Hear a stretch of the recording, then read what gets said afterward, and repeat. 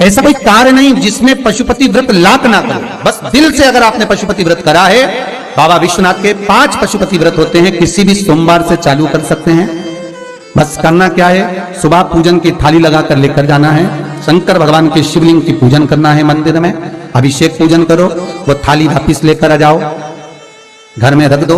उसी थाली में शाम के समय प्रदोष काल में सूर्य डूब रहा हो, उसके कुछ ही समय के बाद आप आनंद में 6 दिए घर से लेकर जाओ, थोड़ा सा मीठा बनाकर लेकर जाओ, और 5 दिए शंकर जी के मंदिर में लगाओ। पूजन करने के बाद में मीठे के 3 हिस्से कर दो, 2 हिस्से बाबा के मंदिर में अलग अलग रखिए। एक ही प्लेट में 2 हिस्से नहीं रखना है, दोनों हिस्सों को अलग अलग कटोरी में, अलग अलग दोने में, अलग अलग प्लेट में बाबा को रख दो, और एक हिस्सा, एक दिया लेकर आ जाइए। घर के दरवाजे में प्रवेश करते समय राइट भाग में एक दिया घी का लगा दीजिए, जो लेकर आयो मंदिर से। उसको जला के नहीं लाना है, वहीं पर जलाना।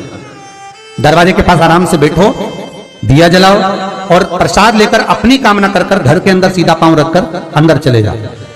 सवेरे फरियाल करो, शाम को भोजन करो। जब भोजन करो उस समय पर जो मीठे का आपने भोग लगाया था भोलेनाथ जी को, जिसका एक हिस्सा लेकर आए हो, सबसे पहले भोजन में वो हिस्सा खा।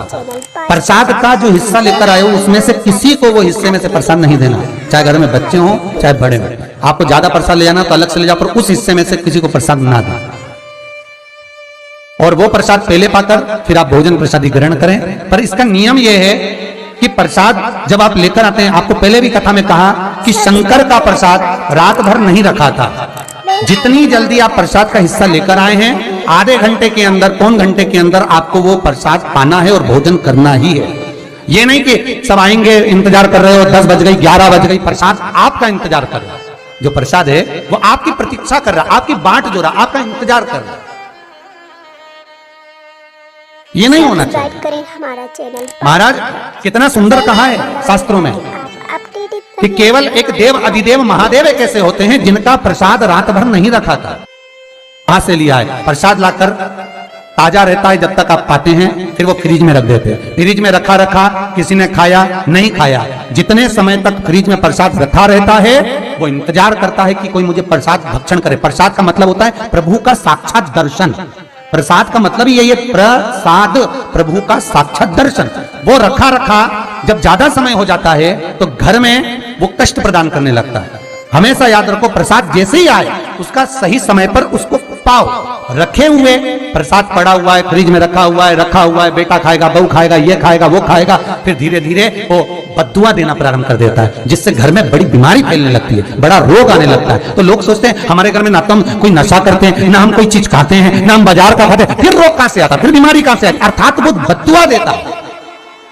उसका प्रयोग करो, समय पर करो, समय पर पाओ।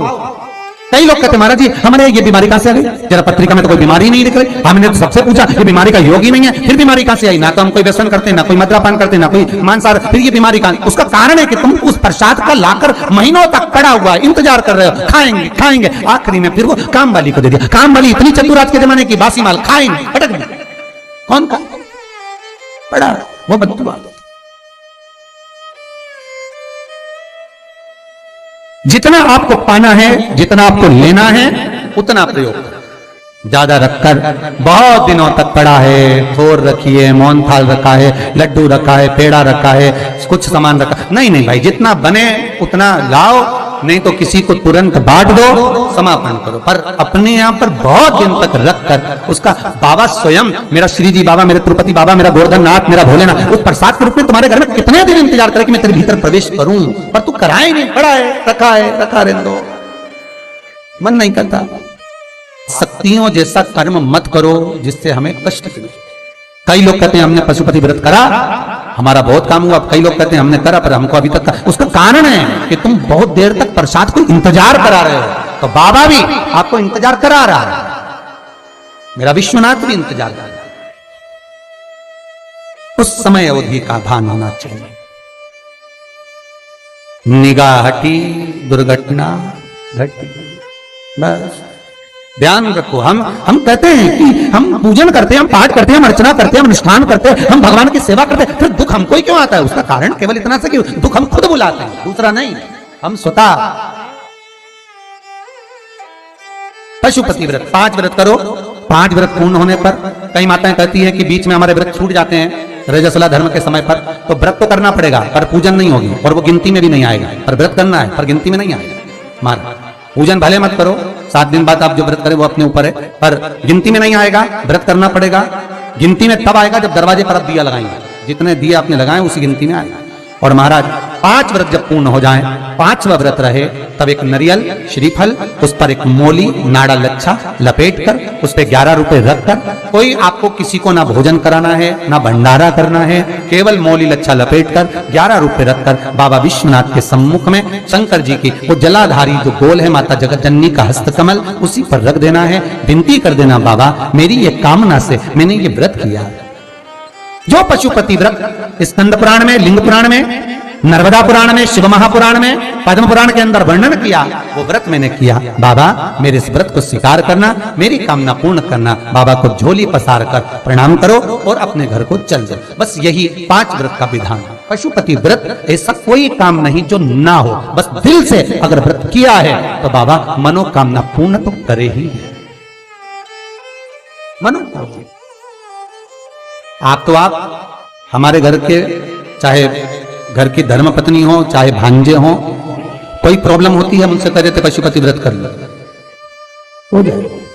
बस पशुपति व्रत में आपका भाव शुद्ध होना चाहिए। निर्मल चित्त निर्मल मन सो मोहि पावा, मोहि छल छिद्र कपट ना भावा। निर्मलता के भाव में भगवान मिल सकता।